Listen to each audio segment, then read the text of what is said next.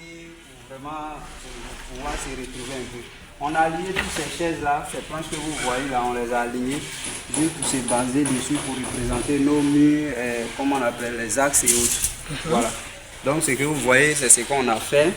On a essayé d'abord dans un premier temps les chaises là, on les recule un peu.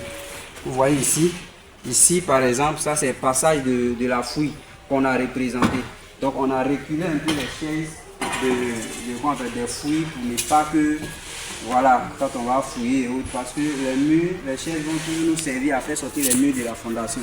Voilà, donc on essaie de mettre déjà à niveau ces fonds que vous voyez. C'est-à-dire que si je mets un niveau ici, ça doit être, comment on appelle, à niveau. Si je mets un niveau, je tends ici jusqu'à l'autre côté de la planche ici, c'est-à-dire que de là-bas ici, on doit avoir le même niveau. Donc c'est ce qu'on a essayé pour couronner notre bâtiment. Voilà.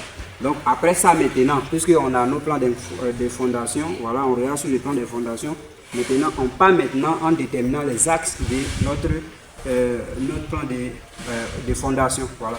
Donc par exemple ici, quand on regarde sur le plan là-bas, on a un axe ici, voilà. On a un axe ici, on l'a représenté, ça c'est dans un premier temps. On vient ici, on représente encore l'axe ici. Ça c'est l'axe qu'on a représenté. Les axes sont numérotés sur vos plans. Par exemple ici, on a axe numéro 3. Vous voyez un peu, voilà, dans ce numéro 2 au moins. Voilà, dans ce sens. Ici c'est 3, vous voyez un peu. Donc on représente les axes. Vous savez que quand vous avez une distance et que vous avez déjà le milieu, les autres distances maintenant c'est plus facile de travailler dessus. Donc c'est comme ça, on part d'abord des axes.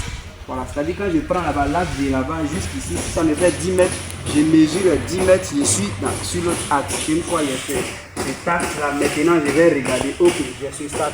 Puisque moi je veux une fouille de 60 cm, parce que c'est la fouille qu'on a représentée avec les deux pointes qui sont là. Je veux une fouille de 60 cm. Si j'ai déjà l'axe de mon mur, c'est très simple. C'est-à-dire que l'axe aussi de mon mur est égal à l'axe de ma fouille. Donc je vais maintenant tirer de là jusqu'ici à 60, à 30. Dans le cas où la fouille fait 60 cm, vous voyez un peu. Maintenant si la fouille fait 80 cm, c'est-à-dire que de là jusqu'à l'autre côté, ça fait 40 cm. Donc ici je reporte 40, ici je reporte 40. Mais ici dans notre exemple ici, là, la fouille fait 60 cm. Donc c'est comme ça qu'on a pris depuis l'axe, on est parti à 30 ici. On est venu ici à 30 ici, on a nos fouilles.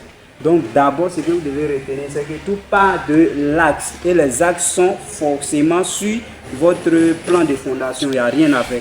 Les axes sont dessus, numérotés bien dessus. Voilà, donc c'est un peu ça. Maintenant, les deux autres, on a l'axe, les deux autres, ça c'est mon mur.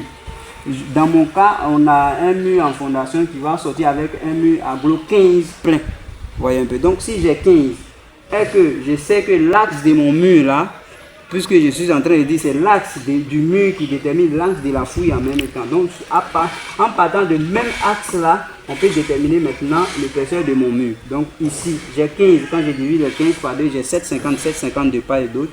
Donc de l'axe là, je reporte 7,50 ici. Ici, je reporte 7,50. Quand vous allez mesurer, ça fait effectivement, je mesure, vous voyez, approche.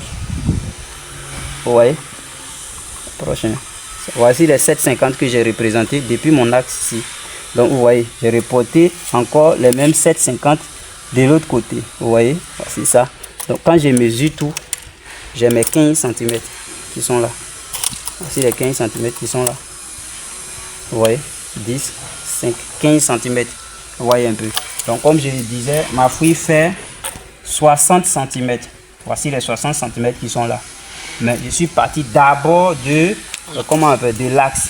Et l'axe fait 30, d'ici jusqu'à l'extrémité, ça va me faire 30 cm. Voici les 30. Là-bas aussi, voici les 30. Donc c'est comme ça qu'on représente. Donc ce que vous devez retenir d'abord de l'axe. Donc après ça, maintenant d'avoir représenté les axes, on prend les cordeaux maintenant, on tire sur les, comment on appelle, sur les fouilles. Voilà. Et ce que vous voyez, comment on appelle ça, blanc là, on représente le bâtiment tracé que vous avez fait sur votre papier là. Normalement c'est comme ça, c'est représenté sur le sol. Et maintenant les fouilleurs vont passer maintenant pour fouiller. Et après on va se servir des mêmes points qui sont sur comment on appelle, nos chaises là, pour faire sortir nos murs en fondation. Et après viendra maintenant l'élévation. Voilà, donc c'était un peu une petite vidéo pour vraiment aider ceux qui en ont besoin.